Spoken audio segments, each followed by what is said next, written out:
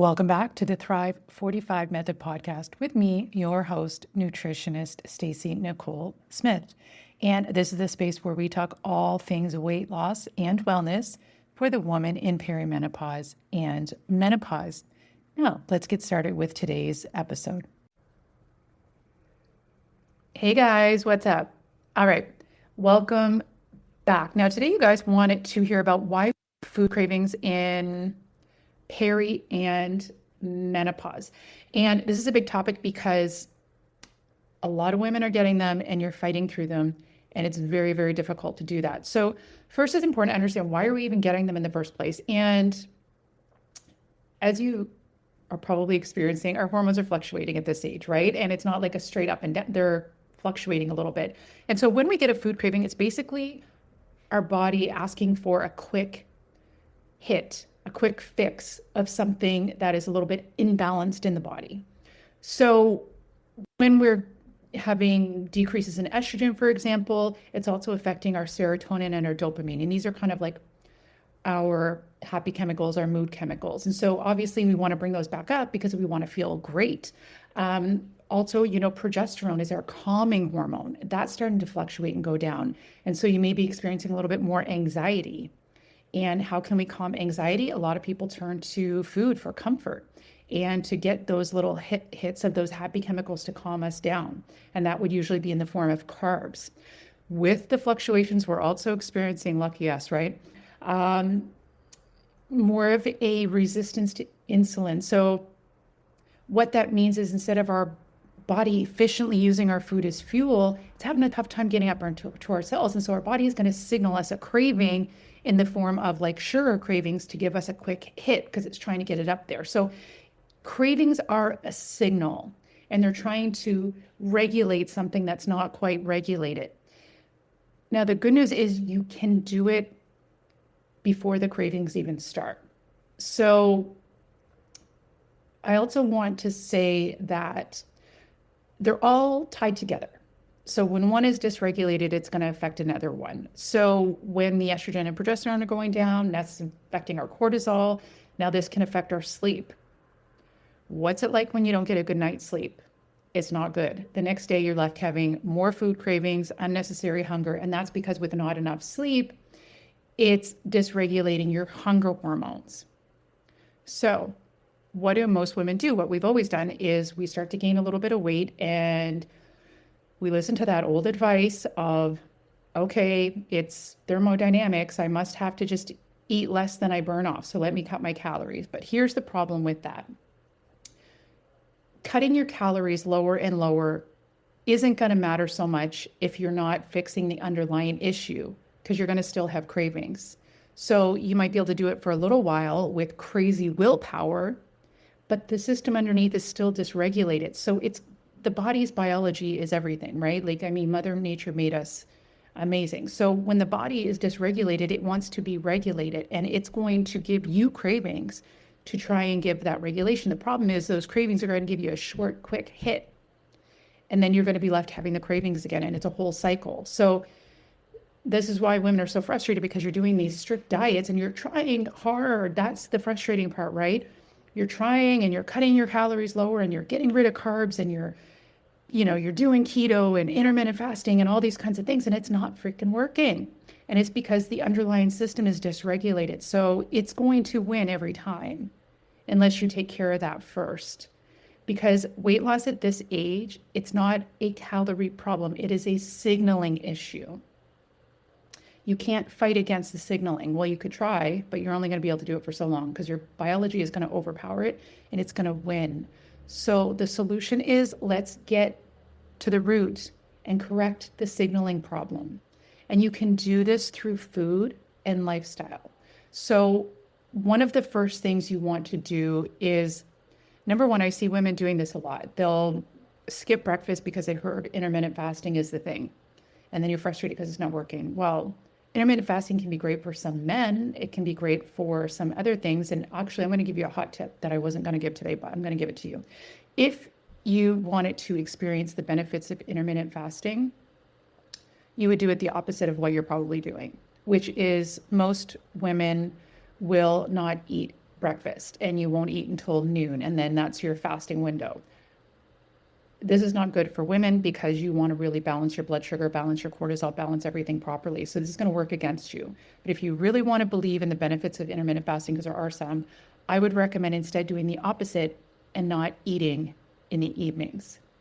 So that way you can stop eating. And I'm just picking a number out of my head right now. But let's say, depending on your schedule and your sleep cycle, if you went to sleep at 11 p.m., that would mean not eating after, again, I'm just throwing numbers out here, but it'd be like not eating after 6 p.m. or 7 p.m. Nothing. And that includes wine, my friends. Nothing. Just water, whatever, herbal tea after dinner until the following morning when you have breakfast. So let's say it's 7 p.m. at night, you don't eat, and then you don't eat again until 7 in the morning. Guess what? You just did a 12-hour fast. But then you're going to eat breakfast in the morning, and that's going to help to balance your blood sugar. And again, this was totally a hot tip that I wasn't planning on saying today, but there you go. You're welcome. And that's very beneficial for a lot of different reasons. Now, the reason we are having, I go off in tangents, can you tell? The reason we're having these cravings, again, is because we have a dysregulation of hormones, and they're looking for a quick fix to get us back to baseline. But what we want to do is we want to correct the signaling process that's lying underneath it. That way you don't even have cravings. Wouldn't it be lovely to just eat full meals every day without any food cravings and feeling great all day? So you want to fix the underlying signaling, which you can totally do. So I just gave you one tip, which I wasn't even planning to do, but there you go. It's a good one. But the other thing you can do is, it's pretty simple stuff. You want to have protein within an hour of waking. You want to have 30 grams of it. And this is going to help balance your blood sugar, but it's also going to help balance your dopamine and your serotonin. And it's also going to help with GLP-1 production, which we talked about last week, which is those injections people are taking, but it's a naturally occurring hormone, and we can stimulate its production with food. So you want to be doing things with food because you want to get something that is going to be long lasting. Like, I don't know any woman I've ever met who likes dieting and yo-yo dieting. And that's what everyone's getting stuck in the cycles of, because they're focusing on the wrong things. You should not be focusing on the calories right now. You should be focusing on correcting those signals so they're signaling properly. And not only is it going to help with food cravings before they even start, so you don't have to deal with them, so you don't have to deal with willpower, but it's going to help unlock fat loss, because there's hormones like insulin that are going to promote fat storage, or they're going to unlock fat loss. And so you just want to eat in a way that does these things. So again, the fasting one I gave you for overnight, but also another one is you want to have that protein first thing in the morning. That's going to help with your blood sugar balance. It's going to help with cravings and all that kind of good stuff. And then you want to have equal portions of protein regularly throughout the day. Now, is this going to completely correct your entire situation, especially if you've got years of yo-yo dieting under your belt? That's going to mess things up a little bit too. If you are still going on strict diets, we got to kind of correct that balance, but it's certainly going to be helpful, and you've got to start somewhere. Now, if you want to really reset everything from the root cause and really kind of get your hunger and satiety hormones working properly, you want to get your insulin and blood sugar, everything working efficiently so that you can promote fat loss and unlock fat loss for your body, which you absolutely can do, instead of promoting fat storage, which is what a lot of women's bodies are doing unbeknownst to you.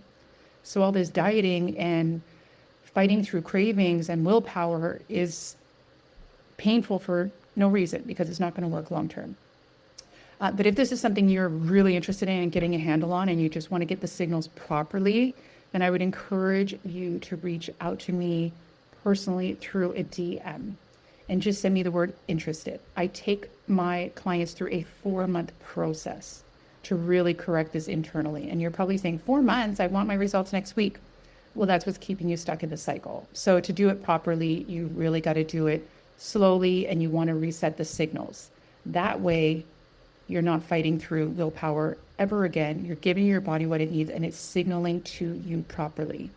So you're not feeling hungry when you've had enough. So you're not having cravings when you feel like you've had enough food, and so that your body's working efficiently so that it's burning your food off as fuel and unlocking those fat stores instead of storing it as fat no matter what you do.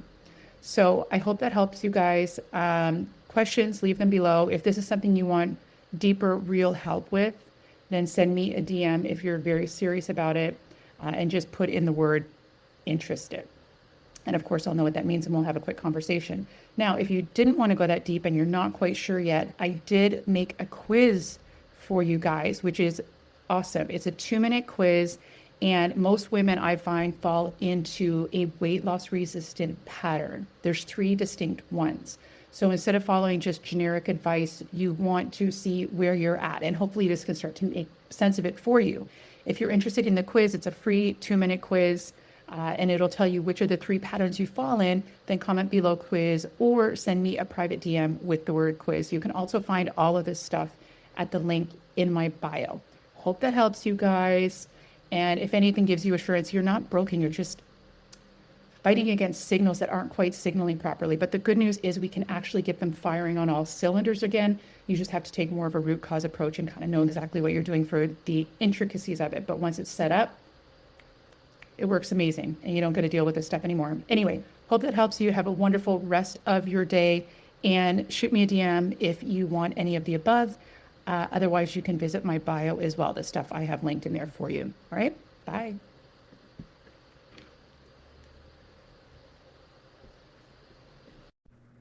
Thanks for listening. I hope you found this episode helpful. If so, please be sure to like and subscribe to be notified when new episodes are released. Episodes like this are released weekly for all things weight loss and wellness with a woman in perimenopause and menopause. And for other ways I can help you, please be sure to visit the show notes or visit my bio. Thanks for listening. Bye.